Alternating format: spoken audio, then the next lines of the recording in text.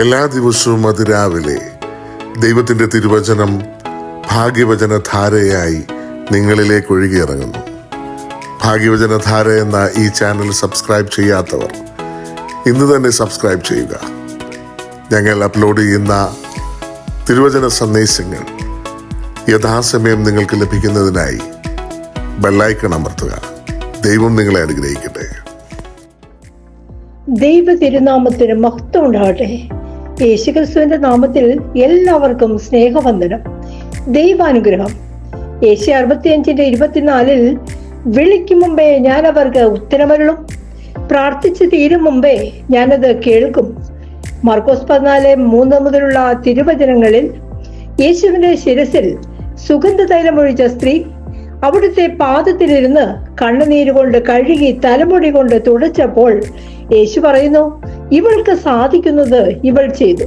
പ്രിയ സഹോദരങ്ങളെ, നമുക്കും സാധിക്കും അവിടുത്തെ പാദത്തിലിരിക്കാൻ, കരങ്ങൾ ഉയർത്തി അത്യുന്നതനെ സ്തുതിക്കാൻ, നാവുകൊണ്ട് അവിടുത്തെ ആരാധിക്കാൻ. നമുക്ക് സാധിക്കുന്നത് നമ്മൾ ചെയ്യണം. യേശു പറയുന്നു, ലോകത്തിൽ എവിടെയെല്ലാം സുവിശേഷം പ്രസംഗിക്കപ്പെടുമോ അവിടെയെല്ലാം ഇവൾ ചെയ്ത കാര്യവും ഇവളുടെ സ്മരണയ്ക്കായി പ്രസ്താവിക്കപ്പെടും. സ്വർഗം നമ്മളെ ഓർക്കുന്നതിന് വേണ്ടി, അവിടുത്തെ അനുഗ്രഹം നമ്മളിലേക്ക് ഒഴുകുന്നതിന് വേണ്ടി നമുക്ക് സാധിക്കുന്നത് നമ്മൾ ചെയ്യണം. അപ്പോൾ നമ്മുടെ ജീവിതം ദൈവത്തിന് വിലപ്പെട്ടതായി മാറും. കർത്താവിന്റെ മുമ്പിൽ നമ്മളെ തന്നെ ഒന്ന് ചെറുതാക്കണം.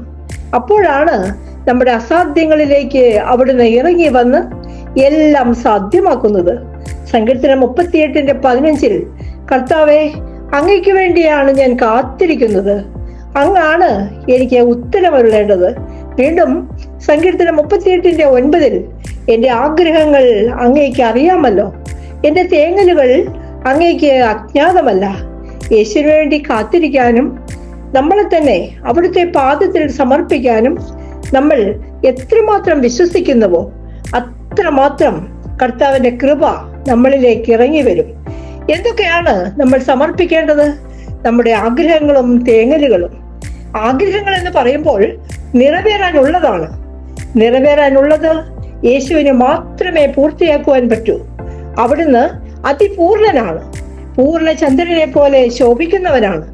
തേങ്ങലുകൾ സന്തോഷങ്ങളാക്കി മാറ്റുവാൻ യേശു തമ്പുരാൻ നമ്മുടെ അടുത്തു തന്നെയുണ്ട്.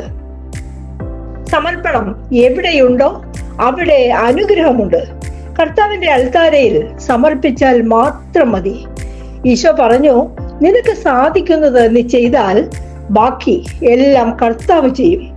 വീണ്ടും വീണ്ടും നമ്മുടെ ആഗ്രഹങ്ങളും തേങ്ങലുകളും കർത്താവിന് സമർപ്പിക്കുമ്പോൾ കർത്താവ് അത് ഓർത്തുകൊണ്ടിരിക്കും. നമ്മുടെ ആഗ്രഹങ്ങൾ പൂർത്തിയാകാൻ സ്വർഗം ഒരുക്കി വെച്ചിരിക്കുന്ന അനുഗ്രഹങ്ങൾ എല്ലാം നമുക്ക് കിട്ടും. കർത്താവ് അരുളി ചെയ്യുന്നു, ഏഷ്യ 66:12 മുതൽ ഐശ്വര്യം നദി പോലെ അവളിലേക്ക് ഞാൻ ഒഴുക്കും. നിന്നെ അവൾ പാലൂട്ടുകയും എളിയിൽ എടുത്തുകൊണ്ട് നടക്കുകയും മടിയിലിരുത്തി ലാളിക്കുകയും ചെയ്യും. അമ്മയെപ്പോലെ ഞാൻ നിന്നെ ആശ്വസിപ്പിക്കും. കർത്താവിന്റെ മുമ്പിൽ വെറും ഒരു കുഞ്ഞിനെ പോലെ ആകാം നമുക്ക്.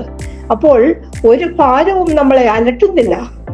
അവിടുത്തെ മുമ്പിൽ അവിടുത്തെ അനുഗ്രഹം നമ്മളിലേക്ക് ഒഴുകി വരുവാൻ നമുക്ക് സാധിക്കുന്നത് നമുക്ക് ചെയ്യാം. അതിനുള്ള അനുഗ്രഹങ്ങൾക്കായി പ്രാർത്ഥിച്ചുകൊണ്ട് നിർത്തുന്നു. നന്ദി.